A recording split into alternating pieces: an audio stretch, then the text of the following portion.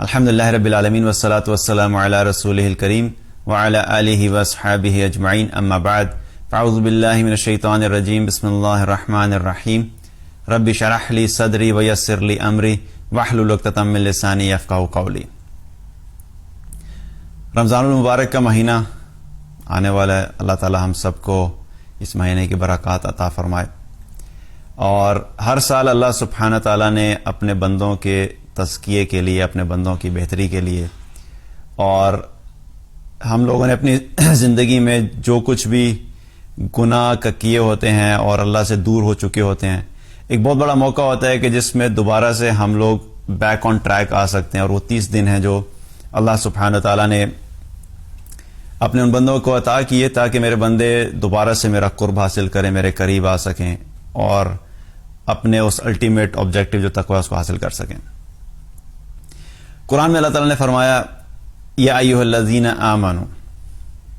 اب جب بھی اللہ سبحانہ تعالیٰ یا ایھا الذین آمنوا کہتا ہے تو اس کا مطلب ہے کہ اللہ تعالیٰ کچھ خاص لوگوں سے مخاطب ہے۔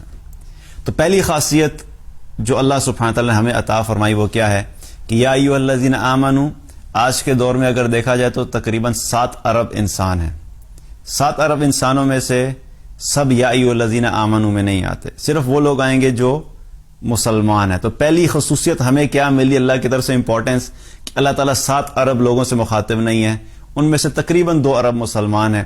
تو جو خاص 2 ارب ہیں اللہ تعالیٰ ان سے مخاطب ہے کہ اے لوگوں جو ایمان لائے ہو۔ تو کیا وہ یہ خاص لوگ ہیں؟ تو پہلی چیز اللہ تعالیٰ نے ہمیں یہ خصوصیت عطا فرمائی کہ ان لوگوں کے لیے ایک حکم آنے والا ہے جو کہ اللہ کے خاص لوگ ہیں، یا ایھا الذین آمنوا۔ تو اس میں ہر وہ شخص شامل ہے جس نے لا الہ الا اللہ محمد رسول اللہ کہا، جس نے اشہد ان لا الہ الا اللہ واشہد ان محمدا عبدہ ورسولہ کہا۔ تو یہ سب لوگ اس میں شامل ہو جاتے ہیں۔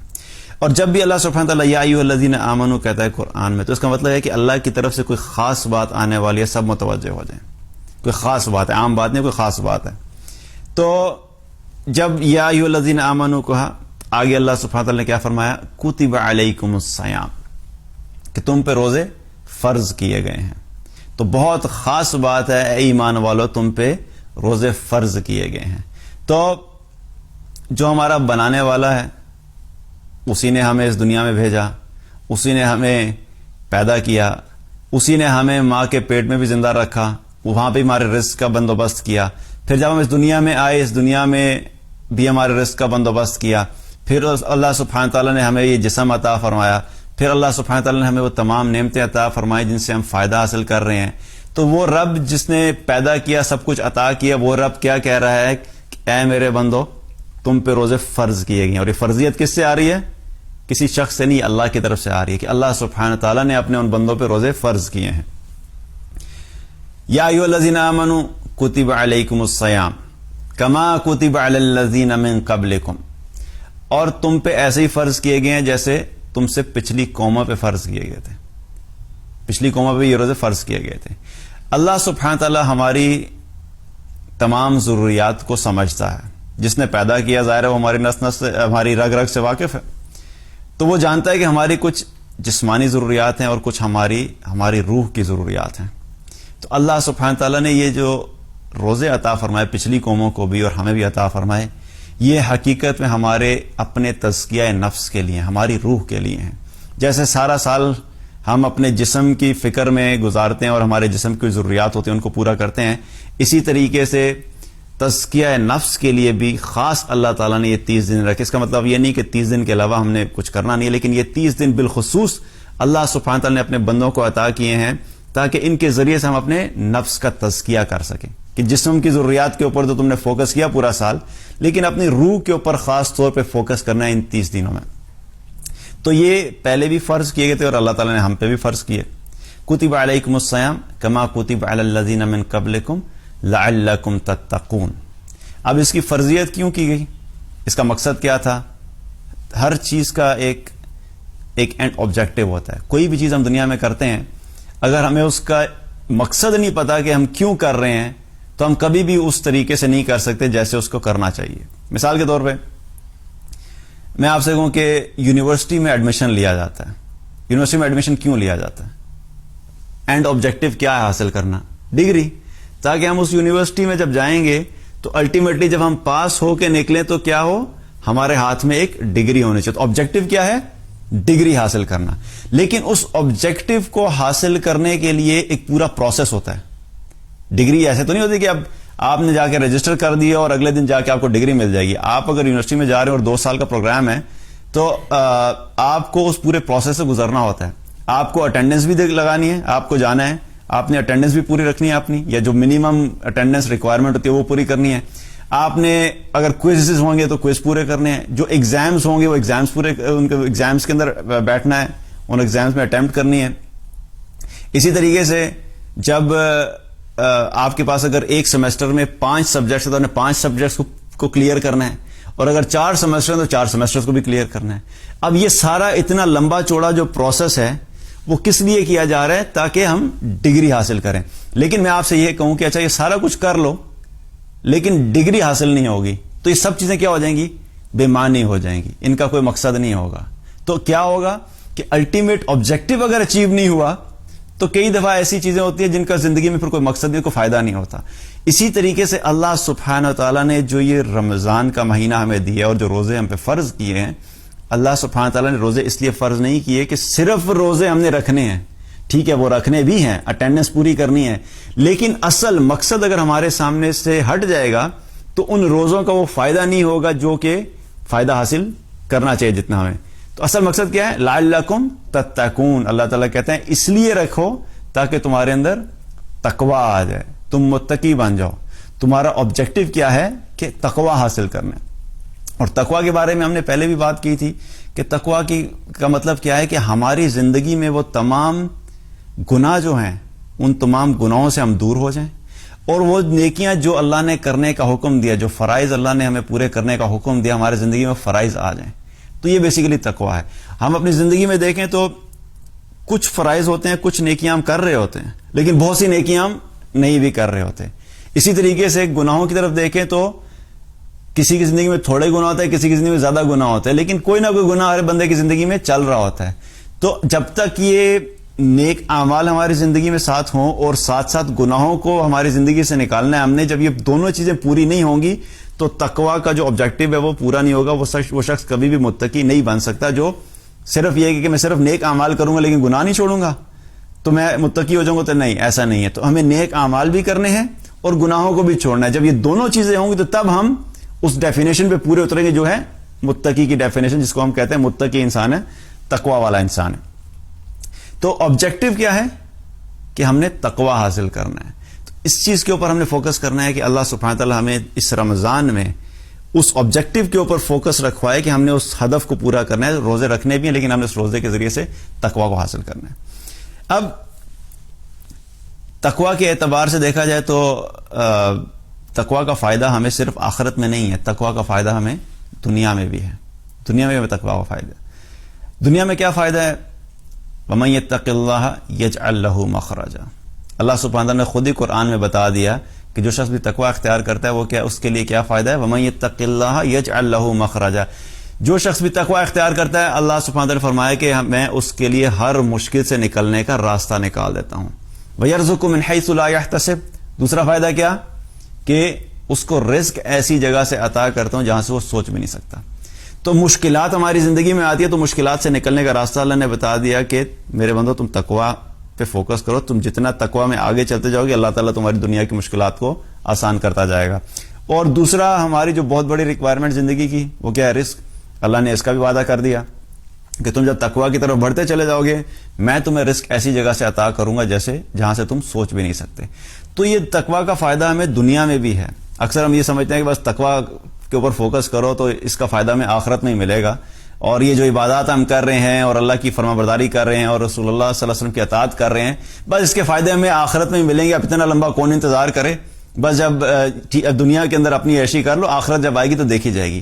تو اس کا فائدہ ہمیں دنیا میں بھی ہے اور آخرت میں بھی ہے. تو اللہ سبحانہ تعالیٰ نے ہمیں جب دنیا میں بھیجا تو ہمارے دونوں فائدوں کا خیال رکھا ہے. ایسا نہیں کہ ہمیں صرف آخرت کے فائدوں کے لیے چھوڑ دیا اور دنیا میں ہم سٹرگل کرتے رہیں. اللہ نے ایمان والوں کے لیے دنیا میں بھی آسانیاں رکھی اور انشاءاللہ آخرت میں بھی ان کے لیے آسانی ہوگی. تو مقصد کیا ہے؟ کہ تقوی حاصل کرنا ہے. اب جب رمضان آنے لگتا ہے تو آپ سوچئے کہ مختلف طرح کے لوگ ہوتے ہیں، تمام لوگ ایک جیسے نہیں ہوتے. کچھ ہوتے ہیں جن کے ایمان بہت مضبوط ہوتے ہیں، تو جو مضبوط ایمان والے ہوتے ہیں تو ان کو کسی بھی نیکی کی طرف جب رغبت دی جاتی ہے، جب نیکی کا حکم دیا جاتا ہے تو فوراً آگے بڑھتے ہیں، آگے بڑھ کے کر لیتے ہیں. کچھ ہوتے ہیں جو درمیانے ایمان والے ہوتے ہیں، تو وہ کبھی نیکی کرتے ہیں کبھی نہیں کرتے، ان کا ایمان اتنا اچھا نہیں ہوتا، تو ان کو بھی جو ہے وہ ظاہر ہے کبھی کبھی اسٹرگل کرتے ہیں کہ کچھ نیکیاں کر لیں کچھ نہیں کی. اور کچھ ہوتے ہیں جو بالکل ہی ایمان کے کمزور ترین درجے کے اوپر ہوتے ہیں، جن کے لیے نیکی کرنا بالکل ہی مشکل ہوتا ہے. ان کے لیے مشکل جو نیکی کرنا کوئی آسان نہیں ہوتا، ان کو بہت زیادہ پش کرنا پڑتا ہے، بہت زیادہ موٹیویٹ کرنا پڑتا ہے نیکی کرنے کے لیے. اور پھر ایک کیٹیگری یہ ہے، وہ لوگ ہیں جو کہ نیکیوں سے اتنے دور چلے جاتے ہیں، اپنے رب کی اطاعت سے اتنے دور چلے جاتے ہیں کہ الٹیمیٹلی ان کا واپس آنا بڑا مشکل ہو جاتا ہے. حالانکہ ہوتے مسلمان ہی ہیں، کلمہ گو ہوتے ہیں، لیکن اپنے رب کی نافرمانی کرتے کرتے اتنے آگے چلے جاتے ہیں کہ ان کا واپس آنا بڑا مشکل ہوتا ہے. تو ان کے لیے پھر دعائی کی جا سکتی ہے، ان کو کوشش کی جا سکتی، بتایا جا سکتا ہے، لیکن کیا ہے کہ یہ دعا کرنی چاہیے کہ اللہ تعالیٰ ہمیں ان لوگوں میں شامل نہ کرے، اور جو لوگ بھی اس حد تک آگے چلے گئے اللہ تعالیٰ ان کے لیے ہدایت کے راستے آسان کرے.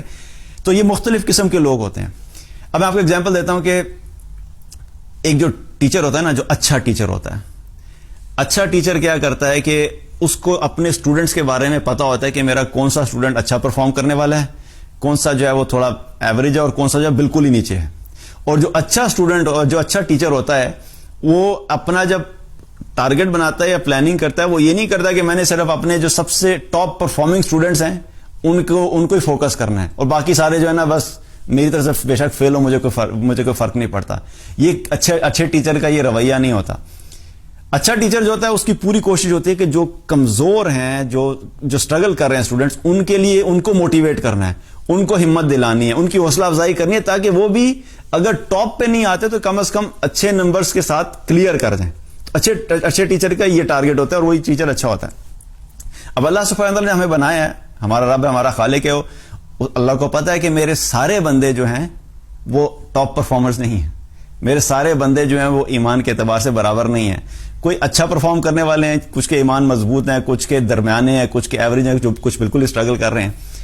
تو جو ٹیچر ہوتا ہے وہ کیا کرتا ہے کہ جب کوئی اسائنمنٹ دینے لگتا ہے نا، اور کوئی اسائنمنٹ تھوڑی مشکل ہے، تو وہ سب کے چہروں سے پہچان جاتا ہے. وہ جب اسائنمنٹ دیتا ہے نا کہ بھئی یہ کل تم نے کر کے لانی ہے، تو جو اچھا پرفارم کرنے والے ہوتے ہیں ان کے لیے تو مسئلہ نہیں ہوتا، وہ تو خوش ہوتے ہیں. اور جو اسٹرگل کرنے والے ان کے چہرے ویسے ہی لٹک جاتے ہیں نا، اداس ہو جاتا ہے کہ یار یہ کیا مصیبت آ گئی، اتنی مشکل اسائنمنٹ کل کیسے کریں گے.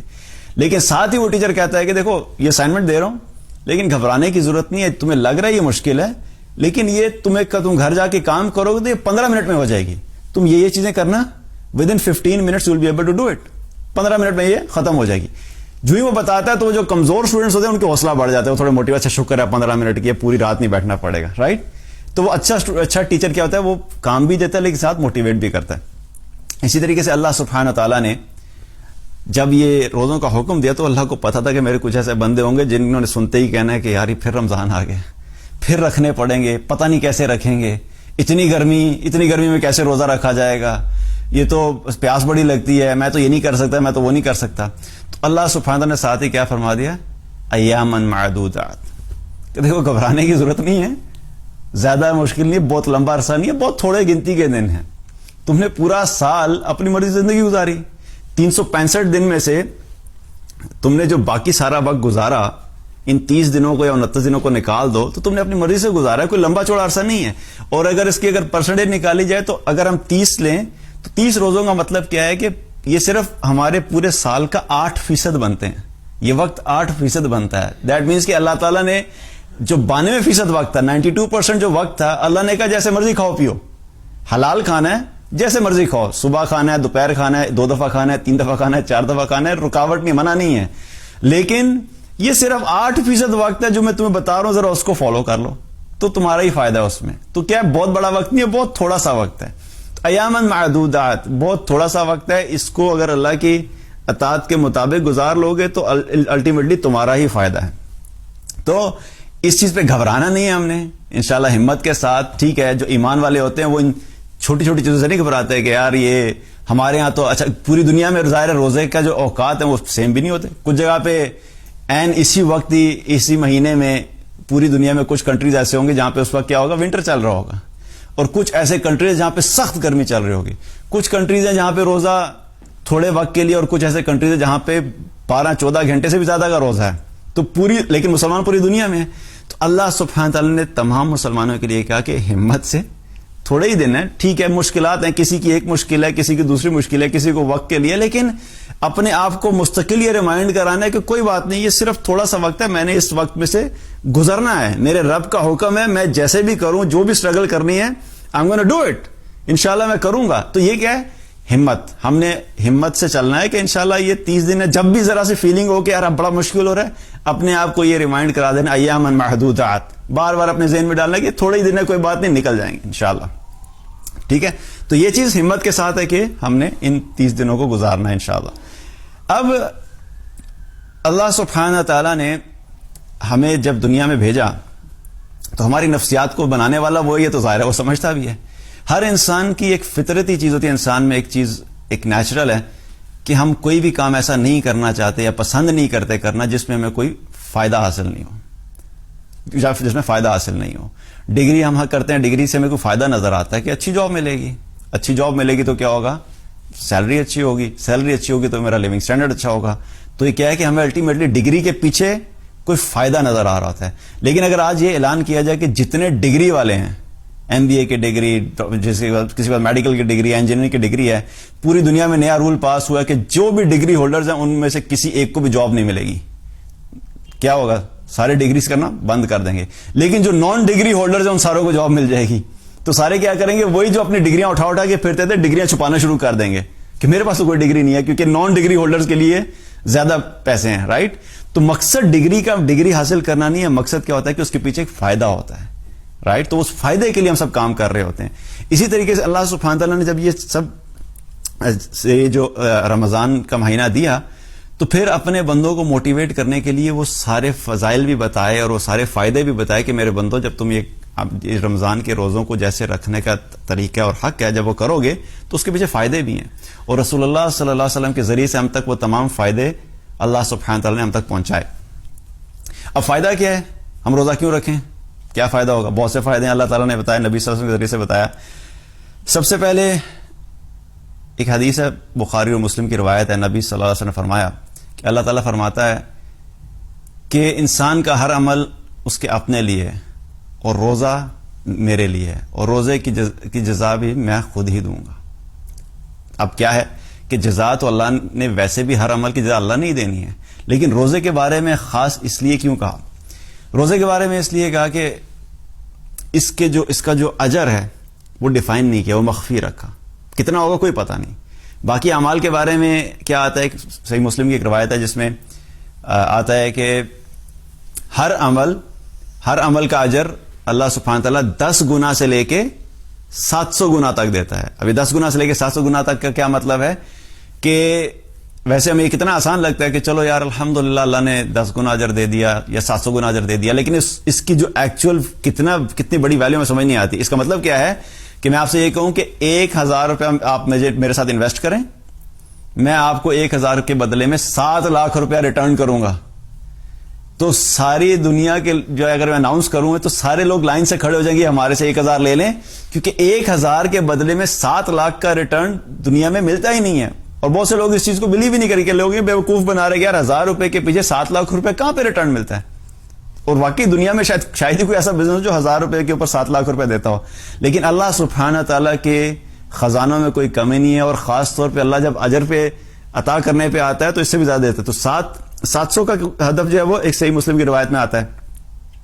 لیکن جب روزے کی باری ہے تو اللہ نے روزے کا ہدف نہ 10 گنا بتایا نہ 700 گنا بتایا. اللہ تعالیٰ نے کیا فرمایا کہ اس کا اجر میں خود ہی دوں گا, مخفی. تو اس سے کیا پتہ لگتا ہے کہ اللہ کی رحمت سے امید ہے کہ اس کا اجر 700 سے زیادہ ہی ہوتا. اگر یہ 700 کے کیٹیگری میں ہوتا تو اللہ تعالیٰ اس کو بھی شامل کر دیتا, لیکن اللہ نے کہا نہیں, یہ ایک خاص عبادت ہے, چونکہ تم لوگوں نے میری خاطر رکھی ہے تو اس کا اجر بھی میں خود ہی دوں گا. اور ایک اور وجہ کہ اس کا اجر مخفی کیوں رکھا, بتایا کیوں نہیں, کیونکہ یہ عبادت بھی مخفی ہے. ظاہری طور پہ آپ دیکھ کے کسی کو نہیں بتا سکتے کہ یہ روزے سے ہے کہ نہیں ہے, رائٹ. آپ اسکول میں جاؤ گے, کالج میں جاؤ گے, آفیسز میں آپ جائیں, فیملیز کے اندر جائیں, تو آپ کسی کو ظاہری طور پہ نہیں دیکھ کے بتا سکتے یار یہ روزے سے ہے کہ نہیں ہے. کسی کو پتا نہیں ہوتا, اس لیے چونکہ یہ عمل اور نیکی مخفی ہے, اسی لیے اللہ تعالیٰ نے اس کا اجر بھی مخفی رکھا. تو اللہ سبحانہ تعالیٰ اس کا خاص اجر ہمیں عطا فرمائیں گے، اور کتنا ہوگا یہ اللہ ہی بہتر جانتا ہے. اسی طریقے سے جو اسی طریقے اگلا جو فائدہ ہے روزے دار کے لیے وہ کیا ہے کہ اللہ سبحانہ تعالیٰ نے رسول اللہ صلی اللہ علیہ وسلم کے ذریعے سے ہم تک کیا پہنچایا. صحیح بخاری اور مسلم کی روایت ہے کہ آپ صلی اللہ علیہ وسلم نے فرمایا کہ روزے دار کے لیے 2 خوشیاں ہیں. 2 خوشیاں. پہلی خوشی کیا ہے؟ پہلی خوشی اس کو اس وقت حاصل ہوتی ہے کہ جب وہ افطار کرتا ہے، کیونکہ یہ بڑا خوشی کا موقع ہوتا ہے. جب پورے دن انسان بھوک اور پیاس کی حالت میں گزارتا ہے تو اس وقت جو افطار کا وقت ہوتا ہے اس وقت جو سب سے زیادہ ہماری طلب کیا ہوتی ہے؟ کھانے پینے کی طلب ہوتی ہے. باقی بہت سی چیزیں ہوتی ہیں اس وقت سیکنڈری ہو جاتی ہے. اس وقت ہمارے ذہن میں اس وقت ٹوٹل فوکس کیا ہوتا ہے کہ بس افطار کا وقت آئے گا تو کھائیں گے پیئیں گے. اور اس وقت جب شدید گرمی کی حالت میں، پیاس کی حالت میں جب ہم پانی پیتے ہیں، شربت پیتے ہیں، تو اس وقت جو دل سے الحمدللہ نکلتا ہے وہ الحمدللہ عام روٹین میں ہمارے دل سے نہیں نکلتا. ایسا ہی ہے نا؟ اس وقت دل سے الحمدللہ نکلتا ہے. تو کیا ہے کہ وہ جو خوشی اس وقت حاصل ہوتی ہے ہمیں عام روٹین میں پانی پی کے یا شربت پی کے یا جوس پی کے وہ خوشی حاصل نہیں ہوتی. تو ایک پہلی خوشی کیا ہو ایمان والے کے لیے کہ افطار کے وقت اس کو وہ خوشی حاصل ہوتی ہے. اور دوسری خوشی کیا ہوگی؟ دوسری خوشی کس وقت ہوگی؟ کہ جب ایمان والے قیامت کے دن اپنے رب سے ملاقات کریں گے. دوسری خوشی اللہ نے آخرت کے لیے رکھی. تو اس کا جب اجر دیکھیں گے تو ہمارے دل خوش ہو جائیں گے کہ اللہ سبحانہ تعالیٰ نے ہمارے روزوں کا کیا اجر عطا فرمایا ہے. تو یہاں پر بھی کیا ہے کہ اللہ تعالیٰ نے ہماری دنیا کی خوشی کا بھی خیال رکھا اور آخرت کی خوشی کا بھی خیال رکھا. تو یہ 2 خوشیاں ایمان والے کو ملتی ہیں. آپ صلی اللہ علیہ وسلم نے کیا فرمایا کہ 2 خوشیاں قیامت کے دن ایمان والے جو کہ ایمان والے کو حاصل ہوتی ہیں، ایک افطاری کے ٹائم پہ اور ایک قیامت کے دن جب اللہ تعالیٰ سے ملاقات ہوگی.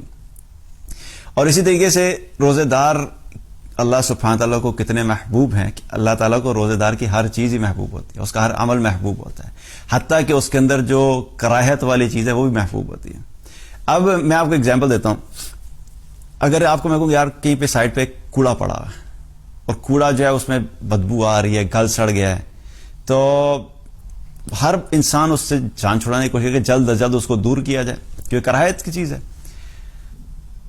اور بلکہ ہم کسی کو فون کریں گے یار یہ آ جاؤ، یہ میرے سے 100 روپیہ لے لو اور یہ جا کے کم از کم یہ جو کچرا پڑا ہے اس کو اٹھا کے باہر پھینکو. اتنے میں کوئی شخص آئے اور وہ آ کے یار یہ جو کچرا پڑا ہے نا آپ مجھے 10 لاکھ روپے کا دیں گے، تو ہم سب پریشان ہو جائیں گے. کچرا 10 لاکھ کا کچرا کون لیتا ہے؟ ہوتا ہے کچرے کی کوئی قیمت ہوتی نہیں ہوتی. ہر بندہ کچرے کو دور کرنے کی کوشش کرتا ہے. تو کچرا بھی جو ہے ہمارا کیا ہے اس کی کوئی قیمت نہیں ہوتی، گندگی کی، کراہت کی کوئی قیمت نہیں ہوتی. لیکن اللہ سبحانہ تعالیٰ کو روزے دار کی ہر چیز محبوب ہے کہ یہاں تک کہ ایک حدیث میں آتا ہے آپ صلی اللہ علیہ وسلم نے کیا فرمایا کہ اللہ سبحانہ تعالیٰ کو روزے دار کے منہ کی بو کستوری کی خوشبو سے زیادہ پاکیزہ لگتی ہے، وہ زیادہ محبوب ہے. تو کیا مطلب کہ جو چیز ہمارے نزدیک کراہت کی ہے لیکن چونکہ روزے دار ہیں اور اللہ کی رضا کے لیے روزہ رکھا ہوا ہے تو اللہ سبحانہ تعالیٰ کے نزدیک اس کی بھی قیمت ہے. تو اگر کراہت والی چیز کی اتنی قیمت ہے تو سوچیں کہ جو ہم نیک اعمال کریں گے، ہمارا پورا وجود جو روزے کی حالت میں اللہ کی اطاعت میں ہوتا ہے، تو اللہ تعالیٰ کو اپنے ان تمام روزے داروں کو دیکھ کے کتنی محبت اللہ کو ہوتی ہوگی. تو انشاءاللہ اسے کیا ہے کہ ہمیں جو بھی عمل کرنا ہے اللہ کے نزدیک وہ بڑا محبوب ہوتا ہے روزے دار کا عمل. اسی طریقے سے اللہ سبحانہ تعالیٰ نے روزے دار لوگوں کے لیے ایک خاص پروٹوکول کا بھی ارینجمنٹ کیا ہوا ہے جو کہ آخرت میں ملے گا. دنیا میں آج ہمیں ہمارے بہت سارے اعمال کا اجر جو ہے وہ نظر نہیں آتا. اجر تو خیر کسی کا بھی نظر، اجر تو آخرت میں نظر آئے گا، لیکن کچھ کا ہوتا ہے جو دنیاوی فائدہ ہوتا ہے، کچھ کا ہوتا ہے جو صرف آخرت میں فائدہ ہوگا، اور کچھ ایسے اعمال ہیں جن کا دنیاوی فائدہ اور آخرت میں فائدہ ہے. اب قیامت کے دن کیا ہوگا؟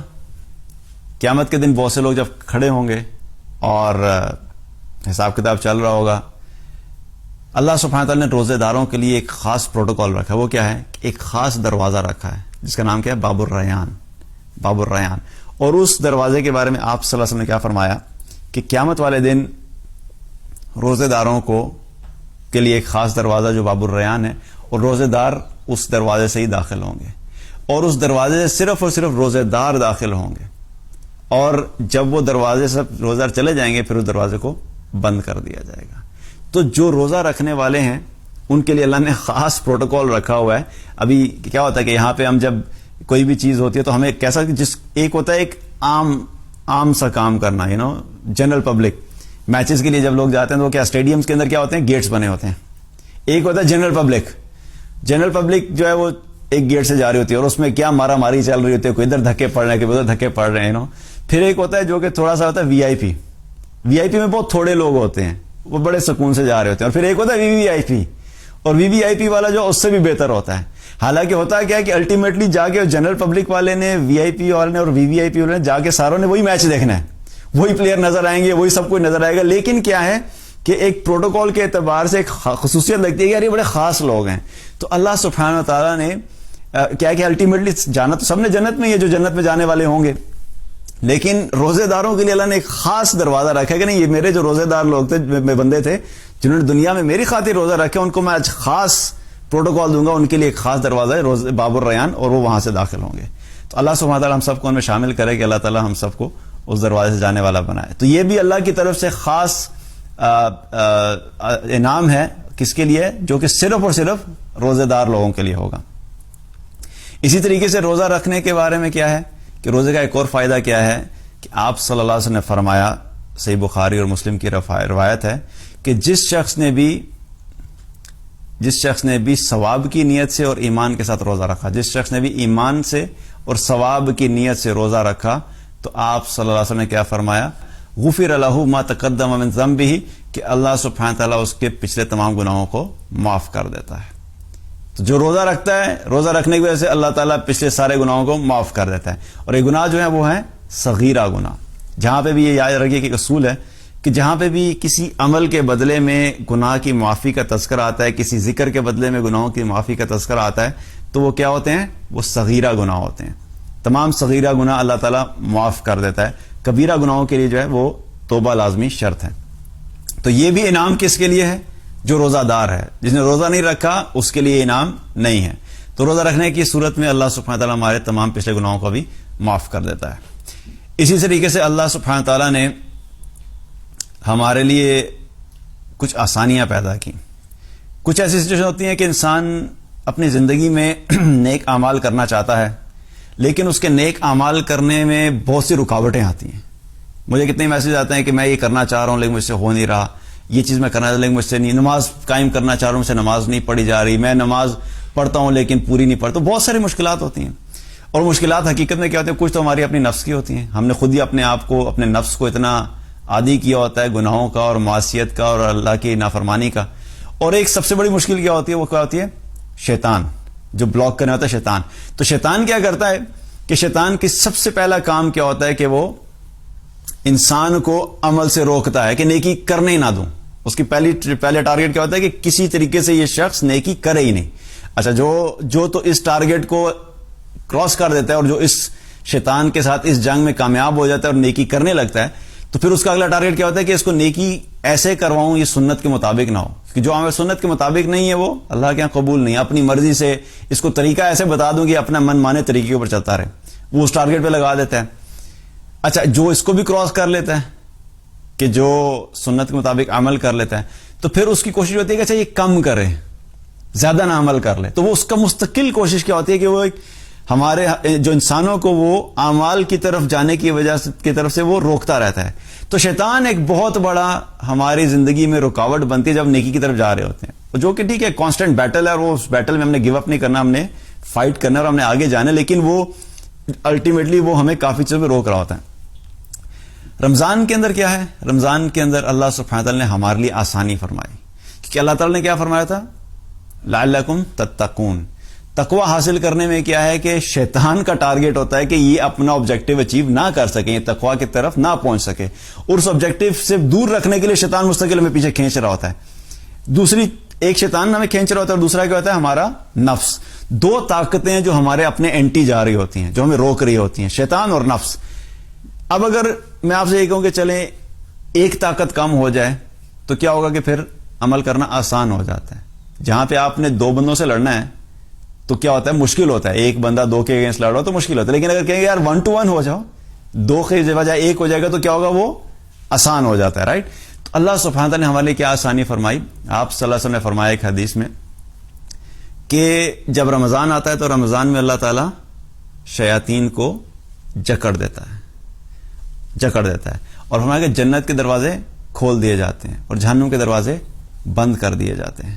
تو رمضان میں جب شیاطین کو جکڑ دیا گیا تو اب کیا ہے کہ اب ہمارے پاس یہ اپرچونٹی ہے کہ ہم تھوڑی سی ہمت کر کے جو اعمال رمضان کے غیر رمضان میں نہیں کر پا رہے تھے ہم اب اس پہ قائم ہو جائیں. دیٹس اے بگ اپرچونٹی, کیونکہ اب ہمارے پاس جو اینٹی پاور ہے وہ کم ہے. صرف کس سے کرنا ہے, ہم نے مقابلہ کس سے کرنا ہے, صرف اپنے نفس سے. تو اب ہمارے پاس اپرچونٹی کیا ہے کہ ہم اپنے آپ کو, اپنے نفس کو تھوڑا سا کنٹرول کریں اور اپنے اس وجود کو اللہ اور اللہ کے رسول صلی اللہ علیہ وسلم کی اطاعت پہ لے کر آئیں. اور یہ وہ 30 دن میں جب ہم کوشش کریں گے, اکثر لوگ کیا کہتے ہیں کہ رمضان میں تو شیاطین جکڑ دیے جاتے ہیں, پھر بھی دیکھیں لوگ شراب پیتے ہیں, زنا بھی کرتے ہیں, چوری بھی کرتے ہیں, گانے بھی سنتے ہیں, موویز بھی چل رہے ہوتے ہیں, حرام کام بھی چل رہا ہوتا ہے. تو پھر کیا, یہ کیا مطلب ہے, یہ کیوں کر رہے ہوتے ہیں؟ تو اس سے کیا پتہ لگتا ہے کہ جو شیطان ہے اس نے, وہ بھی بڑی اسٹریٹجی سے چلتا ہے. اس نے 11 مہینے میں ایسی زبردست ٹریننگ کر دی ہوتی ہے کہ وہ پوری ٹریننگ کا اثر اس رمضان میں بھی نظر آ رہا ہوتا ہے. وہ شیطان نہیں ڈرائیو کر رہا ہوتا, وہ کون, ہمارے نفس کو اور ہمارے گناہوں پہ اتنا زیادہ اس نے پروگرام کر دیا ہوتا ہے کہ جب پروگرامنگ کسی چیز کی ہو جاتی ہے وہ آٹو موڈ میں چلنا شروع ہو جاتے ہیں. تو رمضان میں جو گناہ اور نافرمانی کے اعمال نظر آتے ہیں وہ حقیقت میں ہمارے اپنے نفس کی وجہ سے ہوتے ہیں. تو اس کا مطلب یہ ہے کہ ہر چیز کے لیے شیطان کے اوپر بلیم ڈالنا بند کریں اور کچھ بلیم اپنے نفس پہ بھی ڈالیں. کچھ نہ کچھ چیز اپنی بھی سوچیں کہ میں بھی کچھ غلط کر رہا ہوں. ہر عمل کے لیے شیطان کے اوپر ڈال دیا جاتا ہے کہ یار قیامت کے دن بھی شیطان کی کہہ دیا اللہ شیطان کی وجہ سے میں یہ عمل نہیں کر سکا. تو یاد رکھیے کہ قیامت کے دن یہ ایکسکیوز قبول نہیں کیا جائے گا کہ اگر شیطان کی وجہ سے بھی تھا تو اس کا مطلب یہ تھوڑی کہ وہ سارا مدعا شیطان پہ ڈال دیں گے اور وہ جہنم میں چلا جائے گا ہمارے گناہوں کو لے کے اور ہم سیدھے جنت میں چلے جائیں گے. تو شیطان پہ ہر چیز کا بلیم ڈالنے کے بجائے کچھ بلیم اپنے نفس پہ بھی ڈالیں. تو یہ بڑا زبردست موقع ہے ہمارے لیے اپنے آپ کو چیک کرنے کے لیے کہ اب تو شیطان نہیں ہے, اور اگر اب بھی میں نماز نہیں پڑھ رہا, اب بھی چوری نہیں چھوڑ رہا, اب بھی زنا نہیں چھوڑ رہا, اب بھی غلط دیکھنا نہیں چھوڑ رہے, اب بھی اللہ کی نافرمانی کے کام نہیں چھوڑ رہے, تو اس کا مطلب ہے کہ you have to blame yourself, کہ ہمیں اپنے آپ کو بلیم کرنا ہے کہ ہمارا اپنا نفس ہے جو کہ ہمیں اس چیز سے روک رہا ہے. تو ہمیں اپنے نفس کو کنٹرول کرنے کا ایک بہت بڑا موقع ہے, اور اللہ سبحانہ تعالیٰ نے یہ 30 دن ہمیں ایک ٹریننگ کیمپ کے طور پر لیے ہیں کہ دیکھو یہ 30 دن ہیں, میں چاہتا ہوں کہ میرے بندے ان 30 دنوں میں اپنی دوبارہ سے ایک ٹریننگ کریں, اپنے آپ کو دوبارہ سے ریوائیو کریں, اپنے آپ کو دوبارہ سے ریفریش کریں, تاکہ ایک دوبارہ سے وہ انرجی اور طاقت حاصل کریں ایمان کی, جو کہ وہ انرجی اور طاقت اگلے آنے والے 11 مہینے میں میرے بندوں کے کام آئے گی, جبکہ دوبارہ رمضان کے بعد رمضان ختم ہوگا, اور جب دوبارہ 11 مہینے گزارنے ہیں تو حقیقت میں یہ 30 مہینے ہمارے اس پریکٹس کے ہیں تاکہ ہم اپنے آپ کو اللہ کی اطاعت پہ رکھ سکیں آنے والے اگلے 11 مہینے میں بھی. جس طرح شیطان نے 11 مہینے ٹرین کیا اور 1 مہینے میں بھی اس شیطان کی ٹریننگ کا اثر نظر آتا ہے, اس طرح ہم نے کیا کرنا ہے, ہم نے اللہ کی دی ہوئی اس اپرچونٹی کو اویل کرنا ہے کہ ان 30 دنوں میں ہم اپنی ٹریننگ کریں تاکہ 11 مہینے ہم شیطان سے فائٹ کر سکیں. So that's how it is. تو یہ ایک بہت بڑا موقع ہے کہ شیاطین بند ہے, تو وی ہیو ٹو فوکس کہ ہم زیادہ سے زیادہ اعمال کر سکیں تاکہ ہمارے لیے آگے جا کے آسانی ہو. اسی طریقے سے اللہ سبحانہ تعالیٰ نے اور کیا انعام رکھا روزہ رکھنے والوں کے لیے. ایک اور روایت میں آتا ہے آپ صلی اللہ علیہ وسلم نے فرمایا کہ قیامت کے دن روزہ اور قرآن اللہ کی بارگاہ میں سفارش کریں گے. روزہ کہے گا یا اللہ میں نے تیرے اس بندے کو کھانے پینے اور خواہش نفس سے روکا رکھا, اور قرآن کیا کہے گا, یا اللہ میں نے اس بندے کو رات کو سونے سے روکے رکھا. تو دونوں کہیں گے کہ یا اللہ ہماری سفارش اس کے حق میں قبول فرما. تو آپ صلی اللہ علیہ وسلم نے کیا فرمایا کہ اللہ سبحانہ تعالیٰ ان دونوں کی سفارش کو قبول کریں گے. تو اب قیامت کا دن جو ہے وہ کوئی آسان دن نہیں ہے.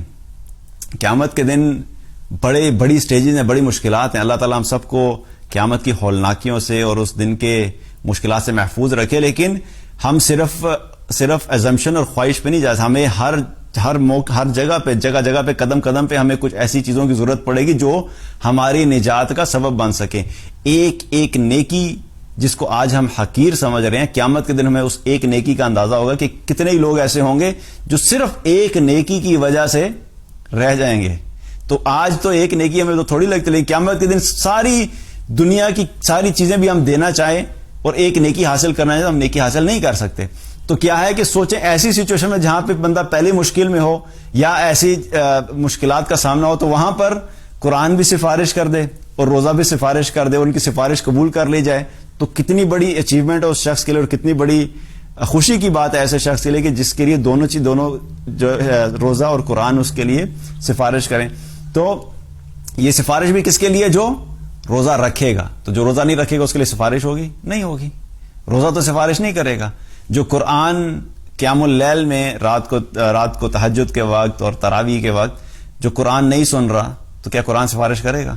نہیں کرے گا. کیونکہ قرآن سفارش کرنے کی وجہ کیا بتا رہا ہے کہ میں نے اس کو رات کو جگائے رکھا. دیٹ مینس کہ قیام اللیل جو ہے، جب قرآن ہم رات کو تراویح کی فارم میں سنتے ہیں یا تہجد میں پڑھتے ہیں، تو یہ بھی ایک خاص عمل ہے جس کے اوپر ہم نے فوکس کرنا ہے کہ تراویح کا اہتمام کرنا، قیام اللیل کا اہتمام کرنا، تاکہ ہم اس حدیث کے مطابق ان لوگوں میں شامل ہوں کہ قرآن قیامت کے دن ہمارے حق میں سفارش کرے.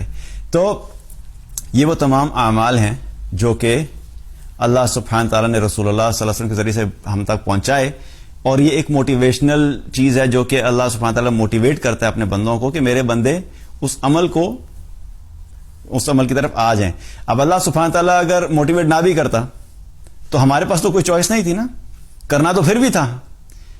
اللہ نے جو حکم دیا کرنے کا، وہ چاہے موٹیویٹ کرے یا نہ کرے، اس کے باوجود وہ کام تو کرنا ہے. ہوم ورک جو ملتا ہے، چاہے دل چاہے یا نہ چاہے، ہم نے ہوم ورک کیا کرنا ہے، رائٹ. لیکن یہ اللہ کی ایک خاص رحمت ہے کہ اللہ نے ہمارے لیے وہ راستے بھی آسان کی کہ میرے بندے زیادہ تو اس اعمال کی طرف آئیں. تو انشاءاللہ ان چیزوں کو ذہن میں رکھ کے رمضان کی شروعات کریں گے، اور یہ چیزیں ہم نے بار بار ریمائنڈ کرتے رہے تاکہ ہمیں اس سے ایک پازیٹیو انرجی حاصل ہوتی رہے، موٹیویشن حاصل ہوتی رہے، اور ہم ان اعمال کو کر سکیں. تو میرا خیال اس کو صرف سمرائز کر لیتے ہیں ان پوائنٹس کو جو ہم نے ڈسکس کیے تاکہ یاد بھی رہیں. تو روزہ دار کے لیے سب سے پہلے مقصد کیا ہے؟ کس لیے؟ تقوی. اور دن کتنے ہیں؟ بہت تھوڑے سے دن ہے. یہ بھی بار بار ریمائنڈ کرانا کہ انشاءاللہ گزر جائیں گے.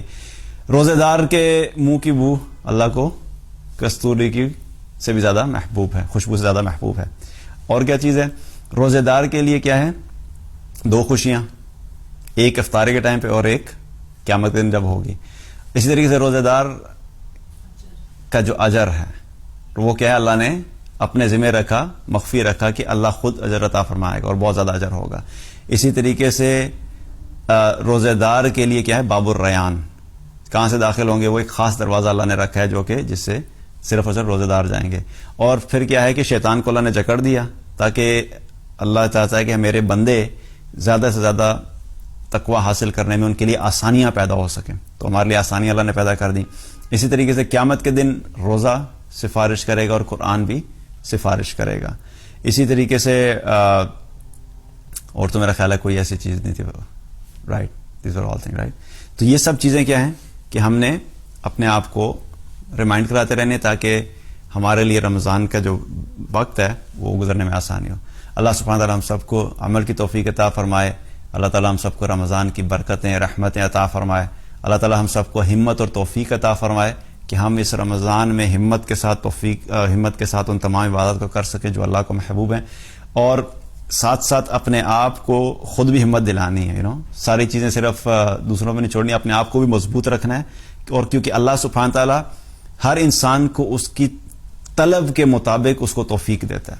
کیونکہ ہم کہتے ہیں نا کہ بھائی ہمیں دعا کر اللہ ہمیں توفیق دے، تو دعا بھی کرنی ہے، اللہ تعالیٰ ہمیں توفیق بھی دے، لیکن جتنی طلب ہوگی، جتنی لگن ہوگی، اس کے حساب سے عمل کرنے کی توفیق ملتی ہے. تو اللہ ہمیں وہ لگن بھی عطا فرمائے کہ جس کے ذریعے سے ہم وہ اعمال کر سکیں. اور اللہ سبحانہ تعالیٰ اس رمضان کو ہمارے لیے خیر و برکت کا باعث بنائے اور ہمارے لیے آخرت میں نجات کا باعث بنائے. اللہ سبحانہ تعالیٰ ہم سب کو عمل کی توفیق عطا فرمائے.